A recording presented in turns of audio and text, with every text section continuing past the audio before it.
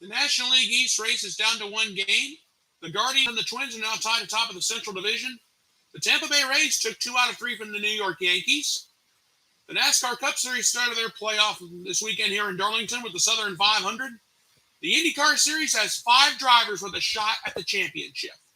And what a weekend in college football.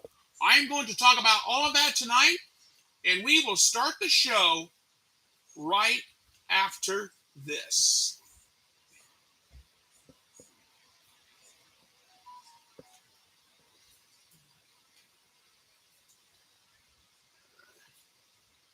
Sorry about this, folks. I should have done this a little bit sooner. See if I can find. Here we are.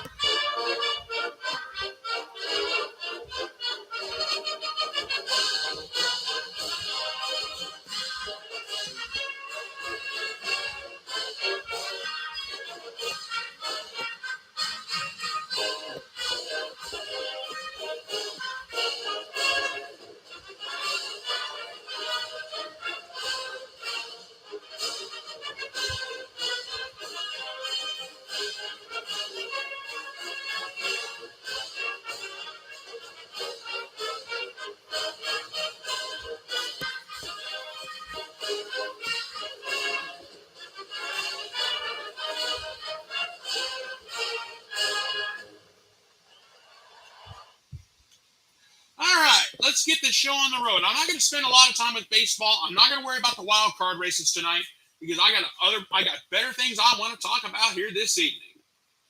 The National League East race is now down to one game. The Mets lose 2 out of 3 from the cellar-dweller Washington Nationals, while the Atlanta Braves go on to sweep the Miami Marlins. What in the world happened this weekend? Well, let's see. Scherzer was not on top of his game. Alonso, Lindor, they all struggled. I'm just going to keep it short and to the point. The Atlanta Braves, on the other hand, they're healthy. Max Fried, Ronald Acuna Jr., Dansby Swanson, they were all healthy this weekend. And, of course, they were playing the Miami Marlins. They're struggling, too. The National League East is down 2-1 game, and it's a very important week. The Mets have 3 on the road against Pittsburgh. They have 3 on the road against Miami. But the Braves have 2 on the road against Oakland. And they got 3 on the road against Seattle. Now it's the Braves' turn to struggle against the Mariners like the Guardians did. And I'll get to that in a minute. Could you believe at one point the Mets had a 10.5 game lead in the National League East? And now all of a sudden we're into September. And the race is heating up. If the Mets can sweep Pittsburgh like I expect, and if the Braves run into a little trouble against the A's, which I doubt will happen, all of a sudden now the Mets can get a little bit of daylight. But on the other hand, if the Mets lose 2 out of 3 against the Pirates, and the Braves go red hot, we're all of a sudden going to be talking about the Braves taking the lead in the National League East. Just some food for thought. When the Mets lose 2 out of 3 against the cellar-dweller Nationals, for crying out loud, there's where the struggles come in. That's the truth of the matter. The NL East is down to 1 game. That's all that matters right now. And we'll wait and see what happens.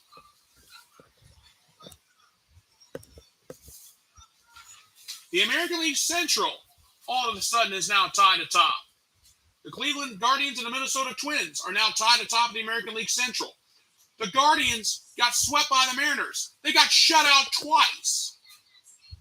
And the Minnesota Twins, if it had not been for the White Sox taking the opener and the Dylan Cease near no-hitter on Saturday, the Twins would be leading the Central Division right now. But it is what it is. The Guardians have lost 5 in a row. They're going in the wrong direction at the worst possible time. If there's any good news, they've got 3 on the road against Kansas City. But then, starting next Friday, they've got 3 on the road against the Minnesota Twins. But if you think the Twins have it made, I wouldn't quite say that. The Twins have 4 on the road against the Yankees. Then they've got 3 at home against Cleveland. If there's any good news there. But the truth of the matter is this. The Guardians getting shut out twice in the same weekend, back-to-back games. We had a chance to win it in the 10th, and we gave it away. And we blew it. And then in the 11th, the Guardians blew it. That's exactly what happened tonight. And honestly, there's nothing more I can say about the American League Central. So here's the deal. The American League Central is tied. There's no doubt about that. That's the honest truth. I'm not going to lie. But at the end of the day, you're seeing what happened. Bottom line. All right. I am going to talk about one more series, though. I do want to take a moment just real quick and talk about this. The Tampa Bay Rays took 2 out of 3 from the New York Yankees. All of a sudden now, which is a little over a month to go, the Tampa Bay Rays are only 5 games back of the Yankees in the AL East. So the $64,000 question is, can they catch them? It's going to be close. And that's all there is to it. But for this weekend series, think about this. Yandy Diaz, 4 for 12, 3 RBIs, 2 walks, 2 strikeouts. He's hitting .290. Randy Arozarena, he's hitting .264, but he was cold this weekend. 1 for 11 with a run and a strikeout. David Peralta, keep that name in mind. He's hitting .259. He was 3 for 9 with a run. He had 2 doubles in the series and RBI, but he did strike out 4 times. But as far as the New York Yankees go, Aaron Judge, he's hitting .299. He was 5 for 11 with 3 runs, a double. He had 2 home runs. 2 home runs in back-to-back days. He had 2 RBIs. He walked once, but he struck out 4 times. DJ LeMahieu, he's hitting .262. You talk about stone cold, and I ain't talking stone cold Steve Austin. I'm talking stone cold, as in 0 for 12 with a walk and a strikeout. Isaiah Kiner-Falefa, this guy's hitting .262. He was 2 for 10 with a double and a walk. That was it. The New York Yankees were bad in August. They took some of their August bad luck to September with them. I'll just tell you this right now. Could this be 1978 in reverse? This could be a story. Think about this. The Tampa Bay Rays come back to catch the New York Yankees. A Yankees team at one time was considered a favorite to be in the Fall Classic. Not anymore. Now, the Dodgers will be representing the National League. No question about that. But who will represent the American League is the $64,000 question. Right now, if I had to guess, it would be the Houston Astros. Just some food for thought.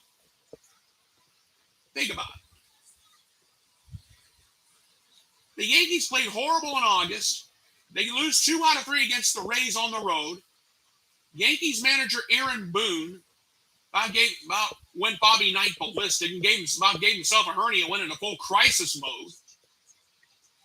The Yankees now only have a 5-game lead over the Rays. At one point, it was a double-digit lead over the Blue Jays, the Orioles, almost the entire AL East. The struggles for the Yankees are coming at the worst possible time.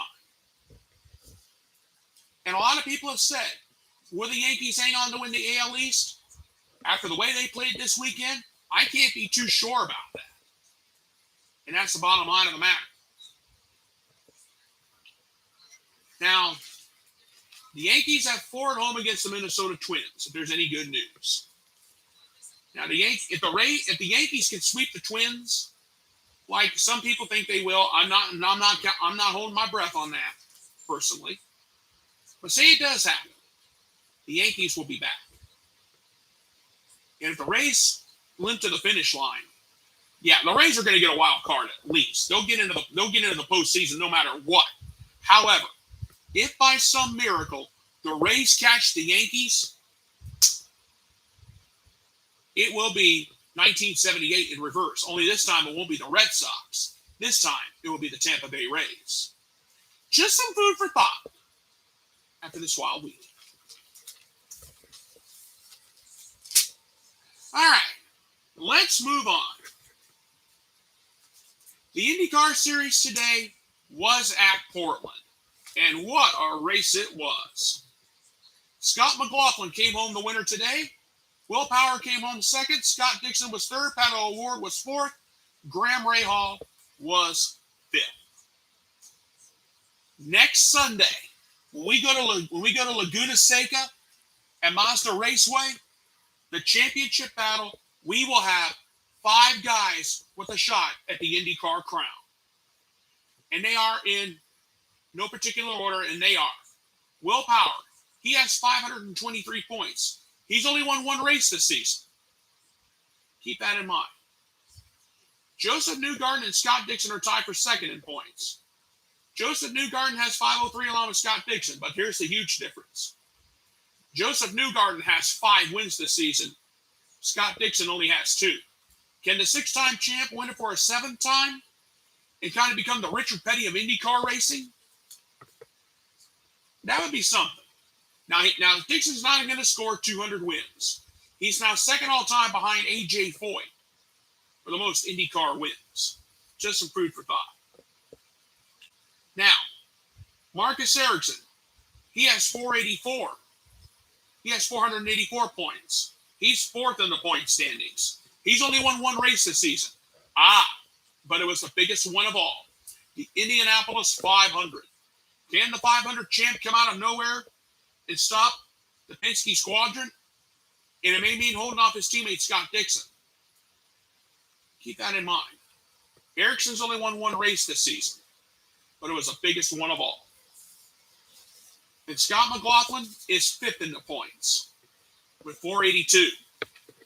He has 3 wins this season. And I'm going to tell you right now,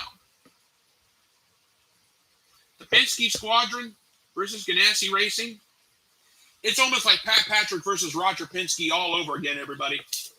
Everybody knows what's at stake next Sunday at Laguna Seca.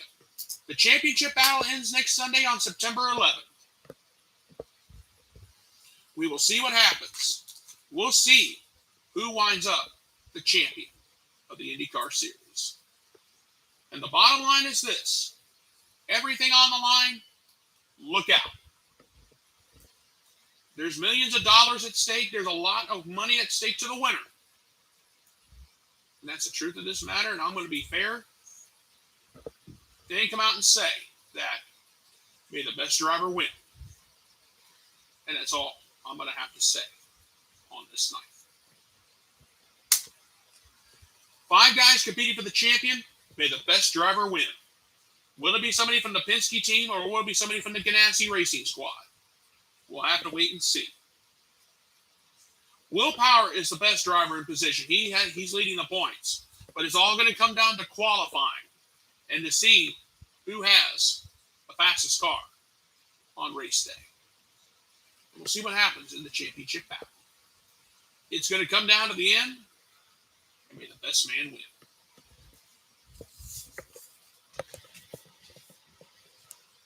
All right, let's move on. The NASCAR Cup Series opened their playoff battle at Darlington tonight, and what a Southern 500 we had.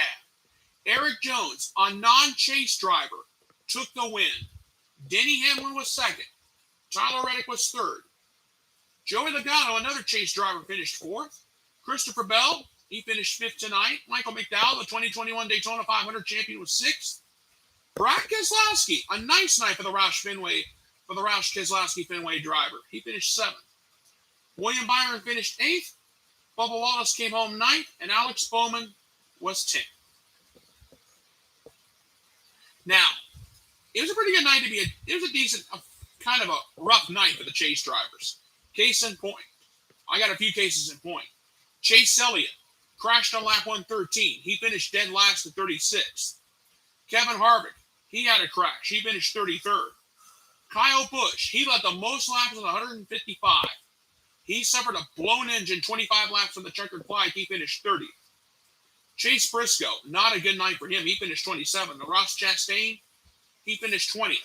And Kyle Larson, despite the problems with his car at the start of the race, he managed to finish in the top 15. It was a pure miracle. Some of these chase drivers saw the finish at all. This was the 200th win for Richard Petty Motorsports, and it was a great night for the Petty family. Kyle was in the broadcast booth at the USA Network, and what a great race it was. Next weekend, we go to Richmond, the three-quarter mile track that gives everybody a nightmare. We won't have a Walter Brecken and Earnhardt, I promise you that. The chase for the Cup has started, and a non-chase driver takes the win. And that is all that matters on this night in Dartmouth. We go to Richmond next Sunday on NBC, and we'll see what happens at the championship battle. Remember, the top 12 advance in the points. Okay. You're thinking this is the end of the show. It's going to be a very, very short show. Wrong. We got some college football we need to talk about. But before we do, I need to take a voice break if it's okay with you guys. So what I'm going to do tonight is I'm bringing back the song break. I'm going to play Jump Around, the Wisconsin Jump Around song by the music group House of Pain. Missy, get ready to stand up and dance and have some fun.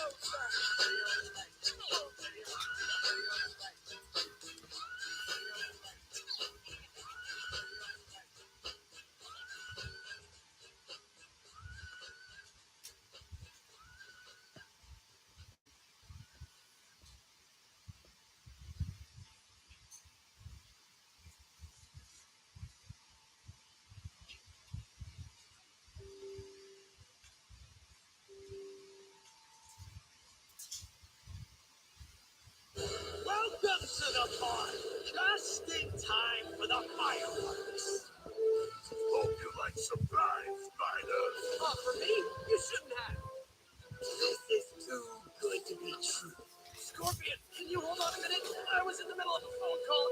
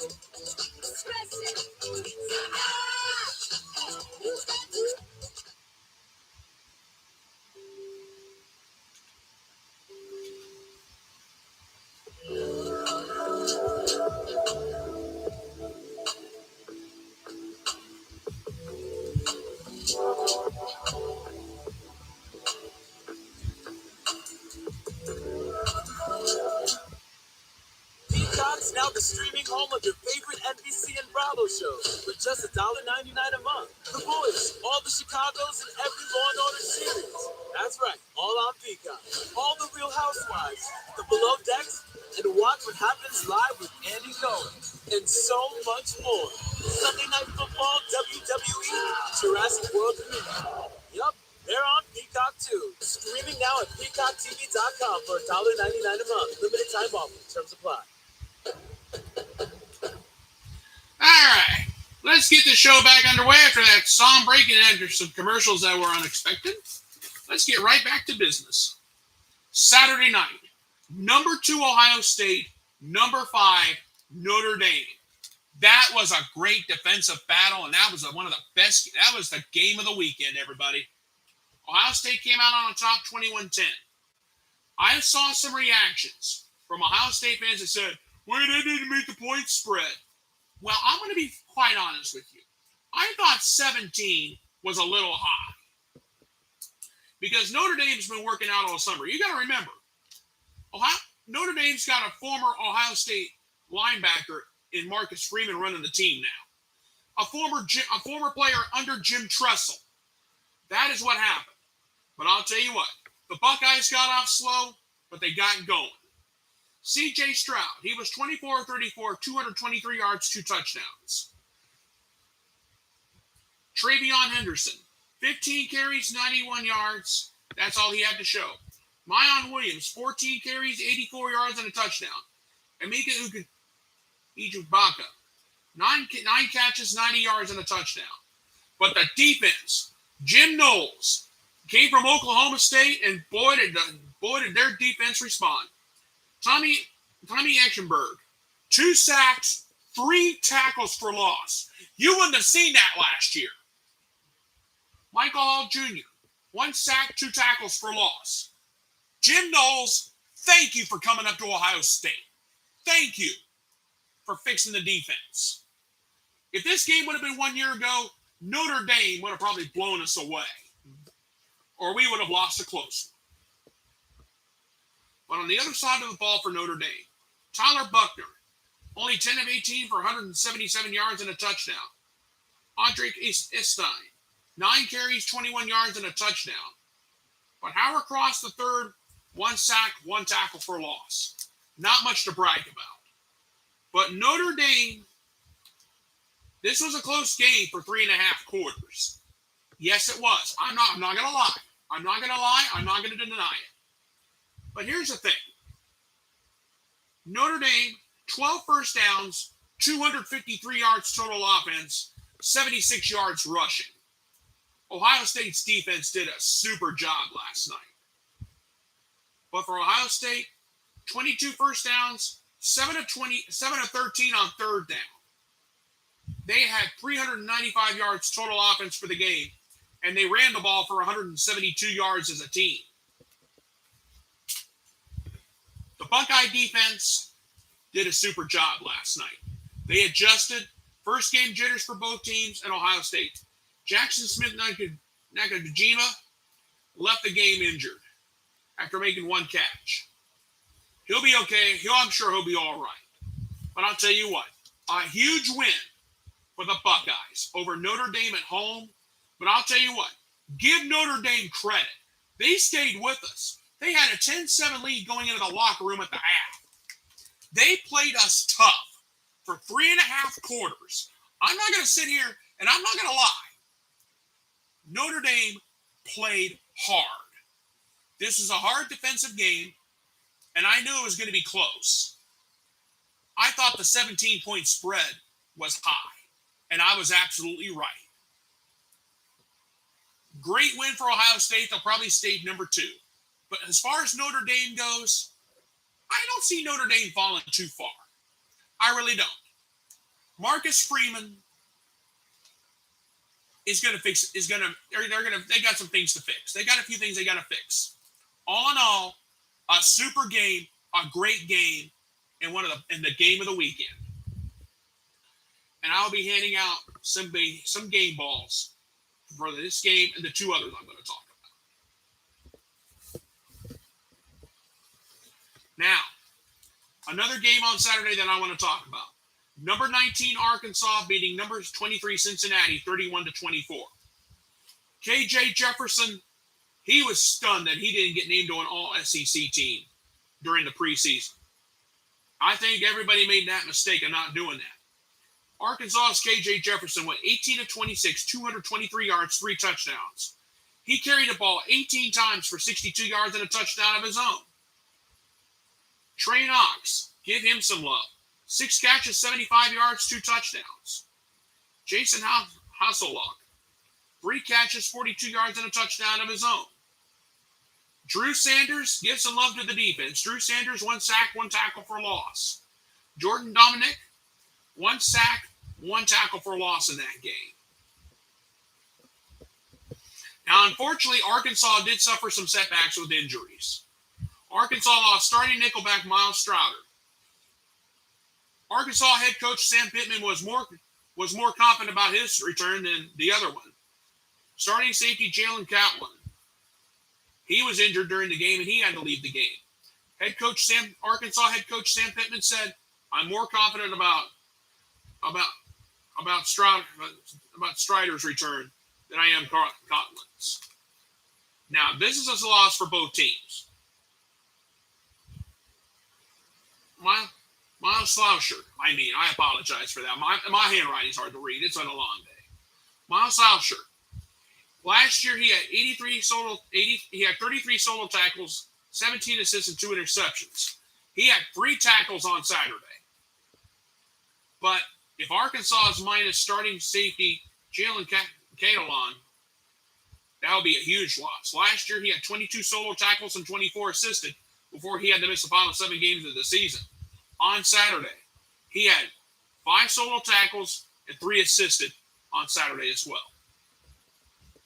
We'll have to wait and see what happens with Arkansas on defense. But as far as the Bearcats go, Ben Bryant, he got the start on Saturday. He will be the starter. He was 26 of 43, 325 yards, 2 touchdowns, and an interception. Corey Kenner, 12 carries, 89 yards, and a touchdown of his own. Ivan Pace Jr., 1 sack, 3.5 tackles for loss.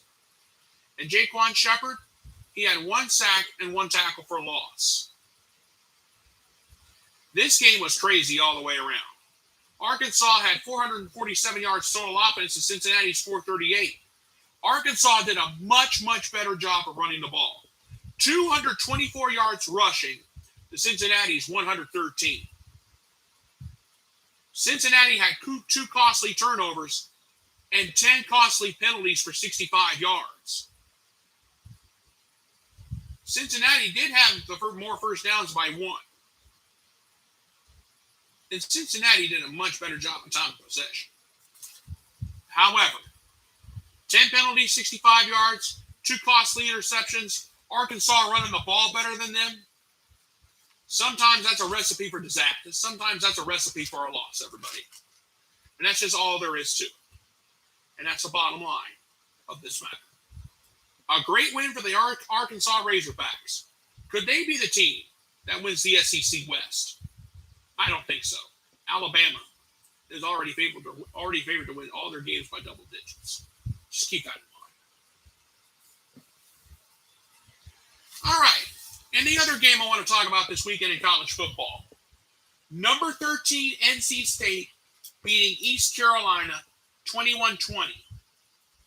A missed PAT and a missed field goal was the reason why NC State won this game. But I'm going to give some love anyway. Devin Leary, 17 of 33, 211 yards, 1 touchdown, 1 interception. Yamin Kumo Sagabridge. I apologize if I mispronounce your name. I'm trying. 14 carries, 79 yards, and a touchdown. And Thayer Thomas, 4 catches for 58 yards, and he had a touchdown of his own.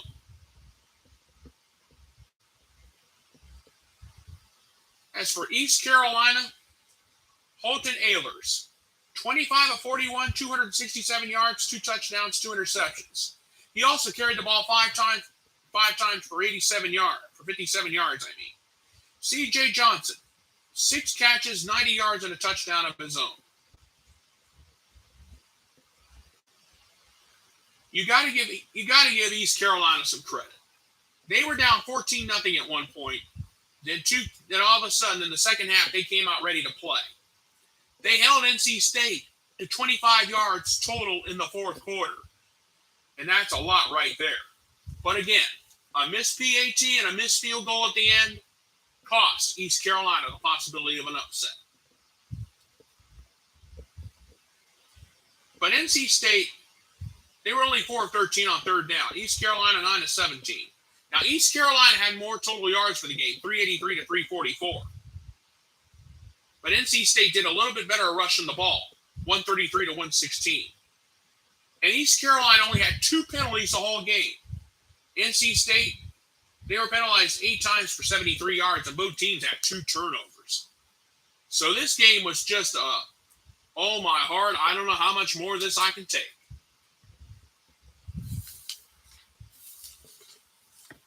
But what a great weekend.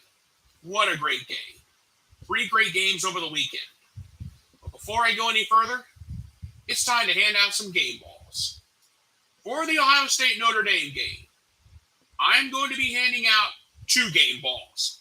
C.J. Stroud, 24 34, 223 yards, 2 touchdowns. Congratulations, sir. You just became the recipient of a Scott Manning game ball. And these Scott Manning game balls are worth nothing except a pat on the back. Just to be fair. And my other game ball for the week for the Ohio State Notre Dame game goes to Tommy Eichenberg. 2 sacks, 3 tackles for loss. I'm giving some love to the defense. Congratulations, sir. You've just got yourself a Scott Manning game ball. For the Arkansas-Cincinnati contest, I've got 1 game ball I'm going to hand out. And that goes to KJ Jefferson.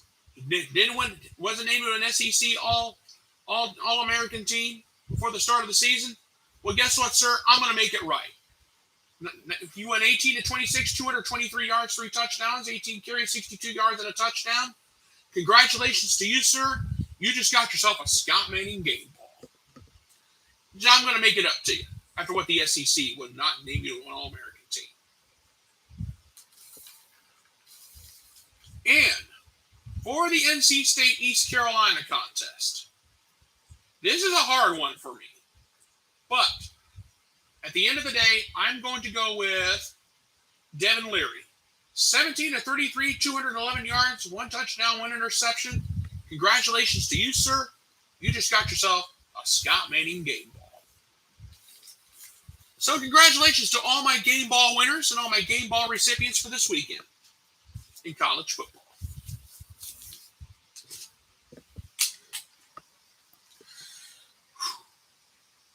And now, ladies and gentlemen, it is now time for my closing thoughts on this night.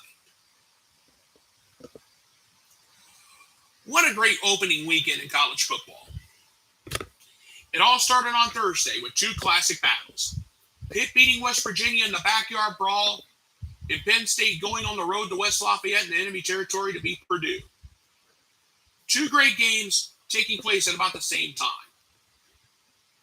Pitt won their game 38-31 thanks to Kelvin Soltis. He was the reason why. You know, if it weren't for MJ Devonshire's pick six to seal the deal, we would have been playing overtime. And if it weren't for an incompletion in that game, we don't know what would have happened. Great backyard brawl game between Pitt and West Virginia. 70,622 people saw that game in Pittsburgh. That's the biggest crowd in the history of the backyard brawl. Penn State, Purdue. Sean Clifford. Is he the next John Elway? He went 6 of 7 of 72 yards and a touchdown on the final drive. And that means a lot. Then on Friday, we watched Indiana beat Illinois in a classic. In a classic battle of two teams that are rarely talked about in Big Ten football. A great game on a Friday night. And then the big ones on Saturday. Georgia, Oregon, waste of time. Georgia took care of business 49-3. But the other two big ones on Saturday, Ohio State, Notre Dame, and in Arkansas, Cincinnati. And then we had a stunner with East Carolina and NC State. So as far as the whole weekend goes in college football, all I've got to say is, what an outstanding opening act. And what an outstanding way to open the season. College football is all the way back. And that's just all there is to it, my friends. And that's just all there is to it. Okay, folks, I'm going to go ahead and get on out of here. I want to thank you guys so much for being with me here on this night. Please go ahead and subscribe to my YouTube channel. My name is Scott Manning. All you have to do is type my name, scroll down, look for this pretty face, click subscribe, and you will see all of the sports shows I have done so far. I want to thank you guys so much for being with me here on this night. And as we leave you tonight, I leave you with the Ohio State University Marching Band's Hang On Sloopy, because that's just about how you can describe this whole weekend in college football. Good night, everybody, and God bless.